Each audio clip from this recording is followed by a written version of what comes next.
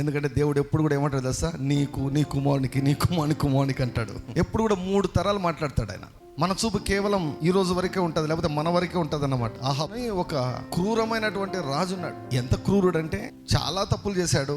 తప్పులు చేసి దేవుడు తన ప్రవక్త ద్వారా శాపాన్ని విడుదల చేస్తే భయపడి బాధపడి దీనుడైపోయి ఉపవాసం ఉండి క్షమించు ప్రభువా అని మొరపెడితే దేవుడు క్షమిస్తానని చెప్పి, సరే తగ్గించుకున్నావు గనుక నీ టైంలో రానివ్వను, ఈ శాపాన్ని నీ పిల్లల టైంలో రాణిస్తానన్నాడు. అంటూనే ఏమన్నా తెలుసా, ఈ మూర్ఖుడు ఎంత దుర్మార్గుడు అండి. అమ్మయ్య, నేను తప్పించుకున్నానులే చాలే అన్నాడు. నా పిల్లలు ఏమైపోయినా పర్వాలేదులే అన్నాడు. అంటే ఆయన వరకు బాగుంటే పిల్లలు ఏమైపోయినా, కానీ దేవుడు అలా కాదు. ఇప్పుడు అంత శిక్షను పోస్ట్ పోన్ చేసిన దేవుడు ఇంకో 2 అడుగులు ముందుకేసి కాళ్ళు పట్టుకొని, ప్లీజ్ నాయన, వాళ్ళ పిల్లలనైనా వాళ్ళు ఏం చేసినారు నాయన అంటే ఏం చేసిండేవాడు దేవుడు, క్షమించిండేవాడు. ఆడాగిపోయి నేను బతికితే చాలు, నేను బాగుంటే చాలు, నా పిల్లలు ఏమైపోయినా పర్వాలేదు. దేవుడు అటువంటి వాడు కాదు. దేవుడు ఎప్పుడు కూడా నీవు, నీ పిల్లలు, నీ పిల్లల పిల్లలు.